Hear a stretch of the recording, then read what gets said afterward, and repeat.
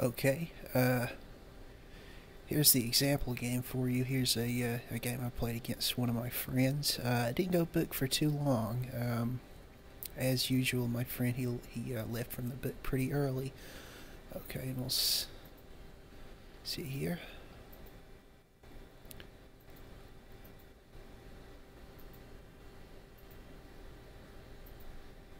Hasn't played any really bad moves yet, I don't think.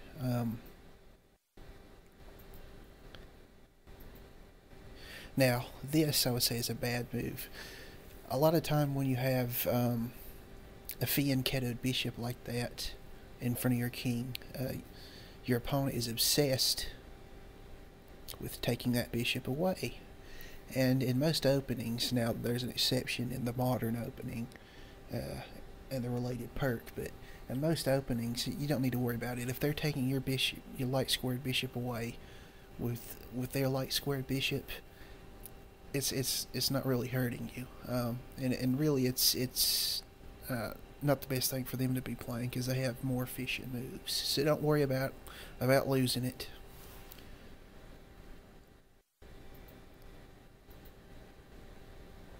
That was a bit of a curious move.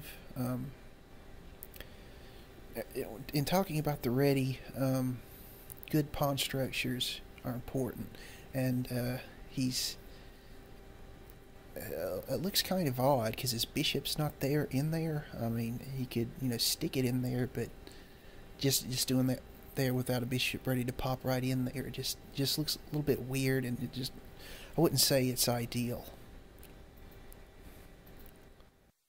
And he wants to get that bishop out of the way, and I let him. It's generally better to let them come to you and just stick your king right there than to just take theirs.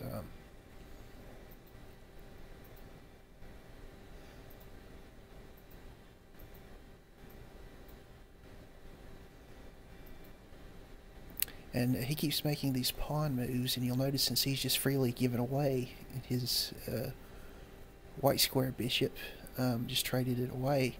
A lot of these white squares, especially the white squares, are going to become weak, and I'm just going to be able to jump my knight around and do a lot of things with it. Um, you have to kind of when you're playing openings like this that are going to be closed. Generally, knights are better, and you really have to think about what you're going to do with them. You have to think moves down the line. You may have to go to a square that isn't ideal to get one that is ideal. You have to think, well, if I go here to this square that's not so nice, I can hop in a move or two later to this square that is very nice. And so I go here, just inviting another weakening pawn move on his part. And so I just go to knight to c3, which is a great square for that knight. Uh,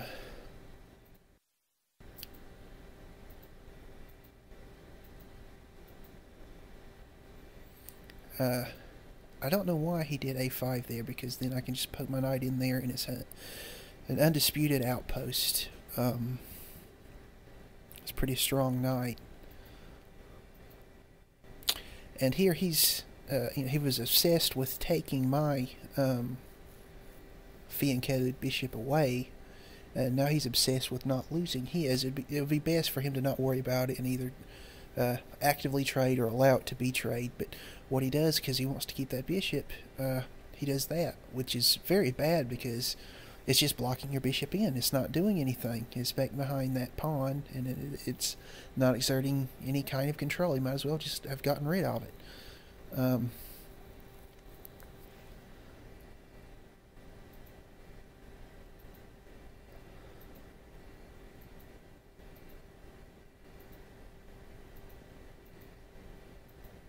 Now, in this bishop move, he's made a vital mistake.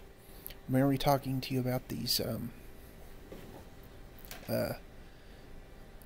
about it being important for you to jump around with your knight and how to utilize it and maximizing the efficiency of your own knight and looking for weaknesses in the opponent's pawn structure.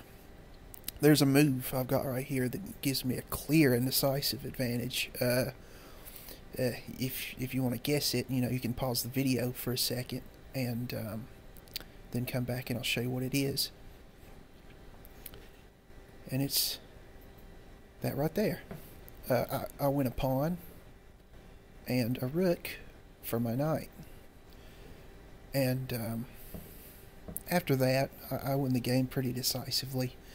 Uh, it was pretty even up until then. I mean, it switched back and forth a little bit on the computer, about half a pawn either way. But at this level, uh, I'm probably about a 1400 player, unless you're a grandmaster or an expert or something. A half a pawn on the computer doesn't mean a whole lot. But after this, I had the clear advantage. Let's see what the engine gives me.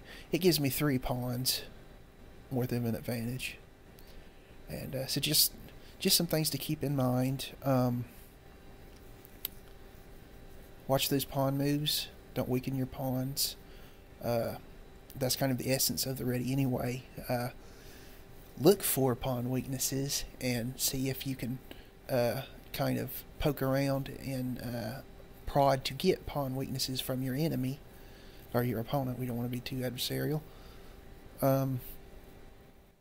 And don't be afraid about trading off those bishops. Okay, that's it for my first video. I hope you enjoyed it.